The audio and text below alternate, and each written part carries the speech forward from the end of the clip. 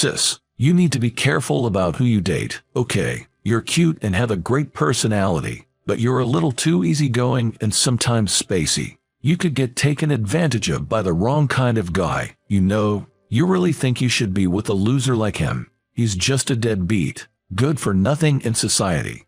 You should break up with him right away. I was misjudged by her younger sister and looked down upon as a deadbeat. Her voice echoed loudly across the floor, drawing the attention of everyone around us. Among them was the face of the hospital director, and I nervously scratched the back of my head, realizing I was in deep trouble. That was a real low point for her younger sister. My name is David. I have a medical license, but I've been out of the country until recently, so I'm currently not employed. Right now, I'm enjoying a relaxed, carefree life. Back when I worked as a surgeon at a university hospital, I was so busy I barely had time to eat or even take a break. Now, I cherish the moments when I can enjoy a warm meal or sleep through the night in my own bed. Today, I had a long-awaited date with my girlfriend, Catherine. Catherine and I went to the same college. We first met on the day of our entrance exams when our seats happened to be next to each other. Even though it was such an important day, I had forgotten my eraser and was panicking. Seeing my distress, she offered me a brand new eraser she had as a spare, saying, "We've both worked so hard to get here, right? We should help each other out at times like this. Please don't hesitate to accept."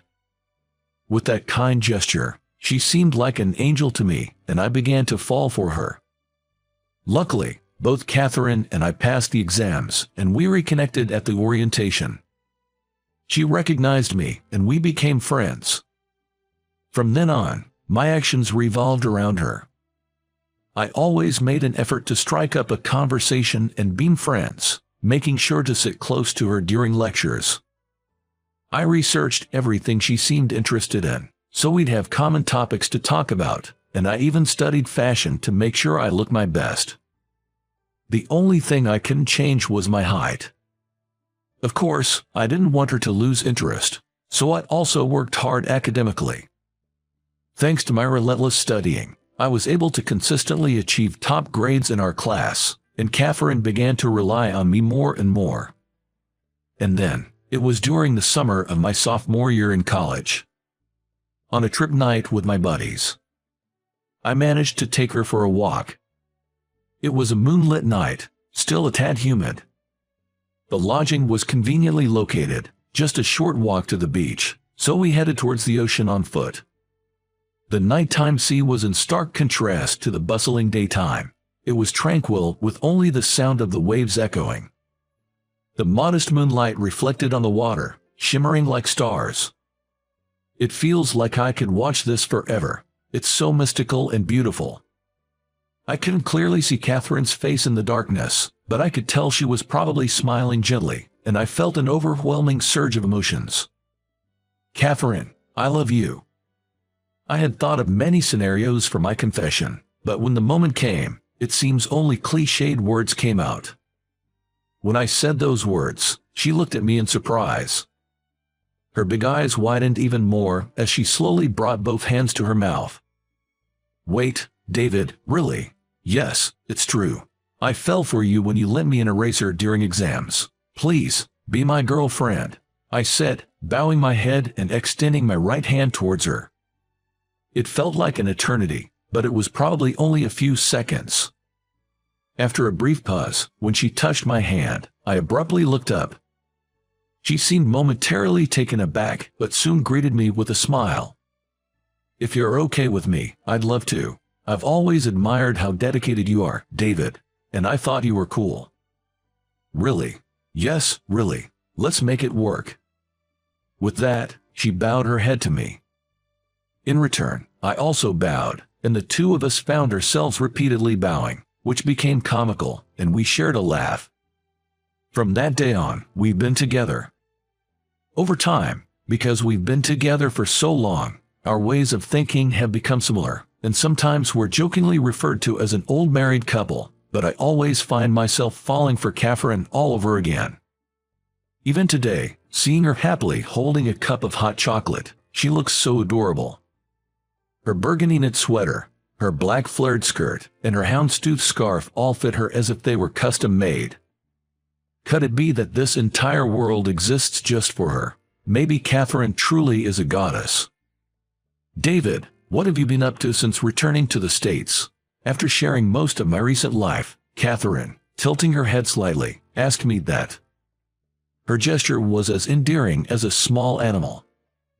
I wanted to shout to the world how cute she is. Suppressing such thoughts deep within my heart, I answered nonchalantly.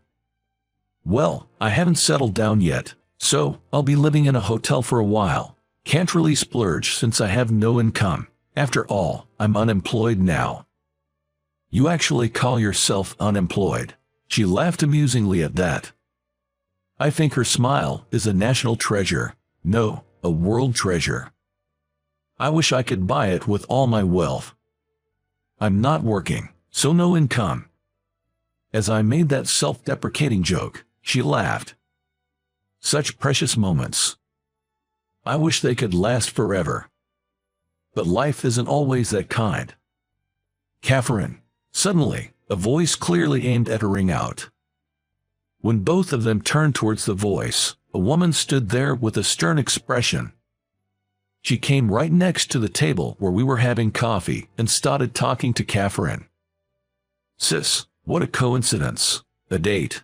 Oh, Heather, truly unexpected. Yes, we're on a date right now. This is David.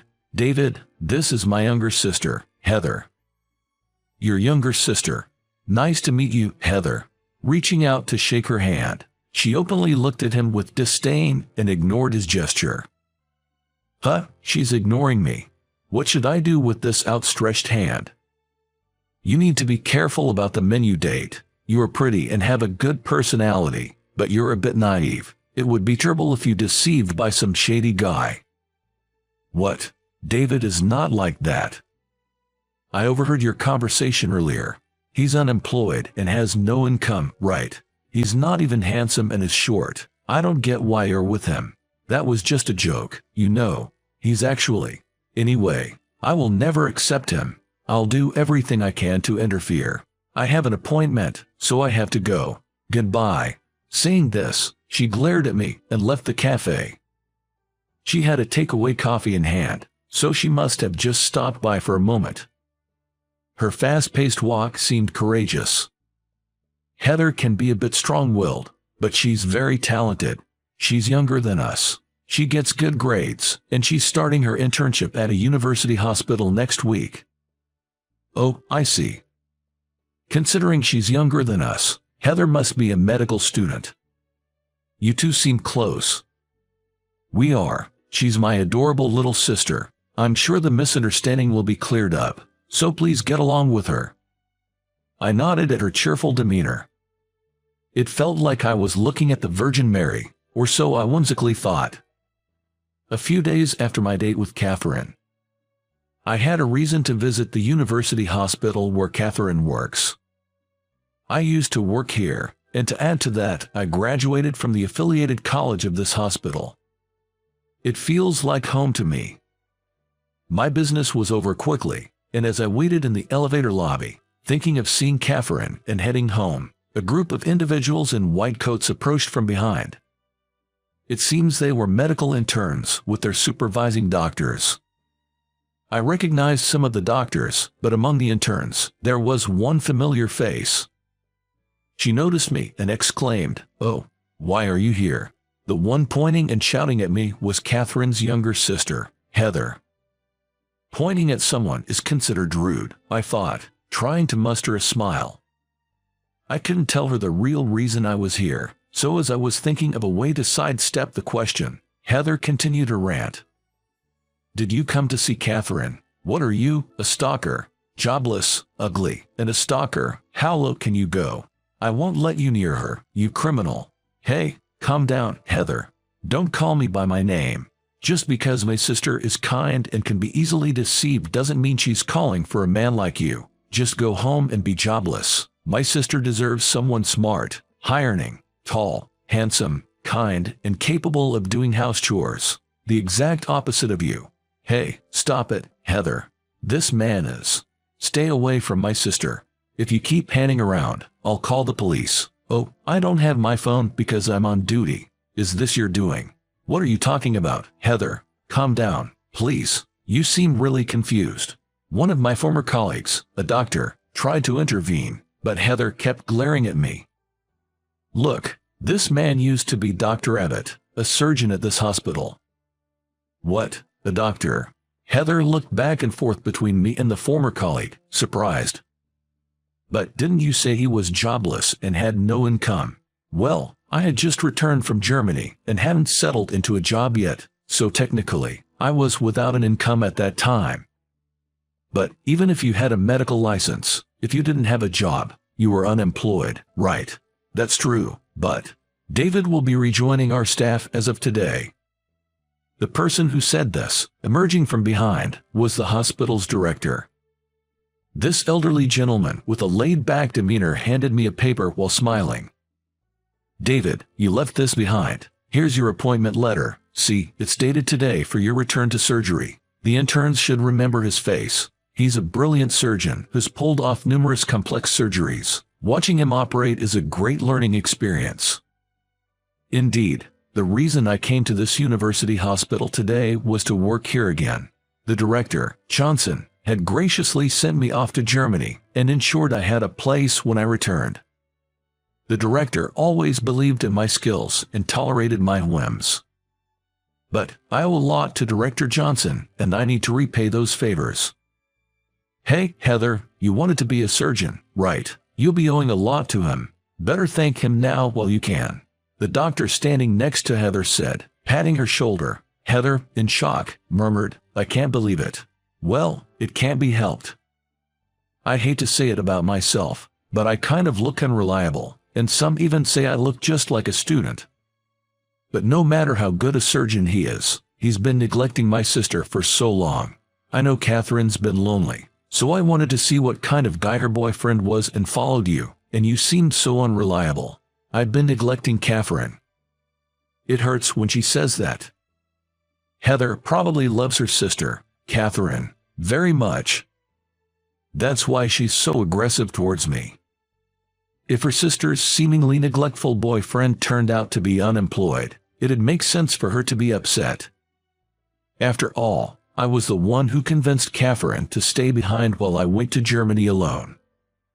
But it was just as I was about to speak. A chime, different from the usual announcement in the hospital, echoed throughout. All the doctors present turned pale. Code blue, all medical staff, please assemble at the cardiology department. Hearing this, I immediately ran. A code blue is broadcasted when a critical emergency occurs and immediate medical attention is needed. Several other doctors and nurses also rushed towards the location.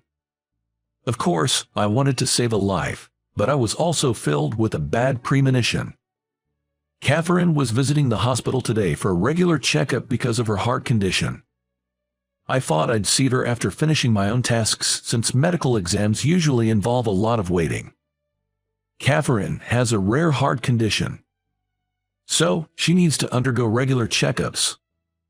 There are many patients at the university hospital, so I was hoping it wasn't her. Even though I felt that way, the nagging feeling wouldn't go away. And as it turned out, my hunch was spot on. Catherine. Hang in there, Catherine. It was undoubtedly Catherine that the nurse was desperately performing CPR on. She had a ghost white face, with her eyes firmly closed. She seemed utterly worn out, and her breathing appeared quite labored. Catherine, what happened? I asked a nearby nurse about the situation. She collapsed suddenly after her examination. We've been performing chest compressions for the past 2 minutes. The AED is ready. Got it, let me take over. Please do. Catherine, wake up, Catherine. I took over the CPR from the nurse and kept calling out to her. But there was no change in Catherine's condition. The medical team was bustling around us. It's all to save a life. My sister. No way. Why? Heather, who seemed to have arrived later, was also there. But I couldn't pay attention to her right now. I desperately called out to Catherine while performing CPR. "The AED is here." A doctor rushed over with an AED and promptly began to set it up. "It's ready. Step back, Dr. Abbott." An electric jolt was administered with a beeping sound. But the situation remained unchanged. Catherine, I continued CPR while waiting for the next electric shock. Administering shock, step back. After the second shock, Catherine showed a faint coughing response. "She's back." A response meant her heartbeat had returned. A wave of relief washed over everyone present, but it was too soon to relax. "David, the operation room is ready. Can you do it?" "Absolutely. Let's do it." His calm demeanor from earlier was gone. The serious expression came from Director Johnson, the hospital director. Director Johnson was aware of Catherine's condition and had allowed me to continue my medical duties while also treating her. He'd consistently updated me on the progress of her condition and her test results. Of course, we'd obtained her permission first. Catherine's condition was rare in the States, so it was largely unclear how to treat it. The only treatment was symptomatic, and it was agonizing to just watch her heart weaken over time. She had accepted her illness and merely offered resigned smiles. Then, I found a paper from Germany detailing similar cases that had been completely cured with surgery. It was a ray of hope for me. If there was a chance to cure Catherine's illness, I'd do whatever it took. Without a second thought, I reached out to a hospital in Germany. And in no time, my trip to Germany was set. However, Catherine was hesitant. "I appreciate your feelings, David, but I might not have much time left. It'd be too lonely without you by my side. I don't want to be alone. Please, stay with me. Let's create a few more memories." "I wish you wouldn't say that. You mean everything to me, and without you, my life would be pointless. So please, I'm begging you, don't give up on your life. You're a doctor, right? Doctors shouldn't give up on lives. I promise I'll save you. Just hold on a little longer. Please, stay strong for me." After an emotional exchange filled with tears, Catherine finally relented. She recognized my medical skills and achievements. She said she believed in me. "David, I'll be waiting. I believe in you. Just hang in there. I'm going to learn everything I can as fast as possible. Take care of yourself until then." "Okay, you too. Don't wear yourself out." A year and a half passed. It took longer than I'd anticipated, but I gained surgical experience in Germany and conducted research on similar cases. With newfound confidence in saving Catherine's life, I returned to the States. "What do you mean, surgery? Is my sister really that bad?" I thought she was just feeling a bit under the weather. Pushing through the crowd, Heather approached me. Heather looked pale, on the verge of tears. Understandably so, given her beloved sister had just suffered a sudden cardiac arrest. "She probably didn't want to worry you, so she didn't tell you everything. I believe she had faith that she'd get better. Don't worry, I'll fix this. That's why I went all the way to Germany." I didn't cross the ocean just on a whim. The words I told Heather were also reminders for myself. "I want you to contact your parents. It's all right. How can a doctor not believe in the vitality of a patient? Your sister, Catherine, she's strong, right?" "Yes, I know that even without you telling me. My sister won't be defeated by this. I trust you. Please, save her." "Yes, I'll definitely save her." With determination in my heart, I hurried to the operating room. I went through my pre-surgery routine, calming my nerves, changing, wearing a mask, washing my hands. I double-checked all the essentials and looked over the medical staff.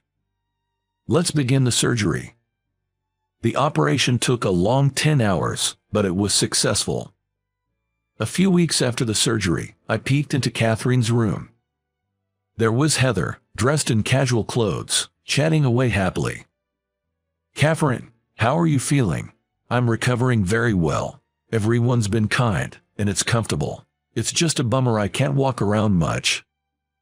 Well, your heart did stop once. Just bear with it for a bit. By the way, Heather, are you taking a break from your training? I'm off today. I'll be in surgery from tomorrow. Take care, big bro. It seems like Heather's perception of me has changed since that incident. She appears to appreciate me more. Moreover, she has started coming to me with questions about her training. Our communication has improved, and I'm relieved. I'm getting thirsty. The only place to get her drink is the convenience store downstairs. It'll take a while, but I'll go get something. You too, take your time," Heather said, exiting the room with a mischievous smile. I couldn't help but smile at her casual thoughtfulness. Having nothing pressing to attend to, I took a seat next to Catherine's bed. There were moments I thought things might go south, but I'm glad. It's all thanks to you, David. From the day we first met during our exams, when I only lent you an eraser, to now, saving my life. If it weren't for you, my life would have been entirely different. Thank you. Saying this, Catherine took my hand. Her hand felt warm, a reaffirmation of life. I felt a surge of happiness and gently squeezed her hand in return. If it weren't for you, Catherine, I wouldn't have been living my life this passionately. Whether it was college studies or becoming a doctor, I pushed through wanting to impress you. You're the driving force of my life. So, we both can't do without each other, huh? Yeah, please, live long. You too, David. We laughed together. Later, Catherine made a full recovery and returned to work. She consults her health but lives each day at her own pace. The beautiful and kind doctor is popular in the outpatient department as always. Heather is diligently working on her medical training. She was inspired by Catherine and chose the path of becoming a doctor. She's hardworking and seems to have a knack for it. However, she still tends to jump to conclusions, and there's room for improvement. I genuinely hope she does her best. As for me, my days are packed. Director Johnson had facilitated my trip to Germany. In return, he often hints at that favor, keeping me on my toes. Well, I do feel indebted and want to repay the kindness. Despite the ups and downs, I'm glad I never gave up. My determination, which even took me to Germany, successfully saved Catherine. But it wasn't just my effort, it was Catherine's will to live, Heather and her family's support, help from the director and others around us. It made me realize how much love surrounded Catherine. But of course, I believe I love her the most. Every day with the one you love isn't something to be taken for granted. So, I want to cherish each day. I won't ever give up on our happiness. With that thought, I swore to give my all today and every day.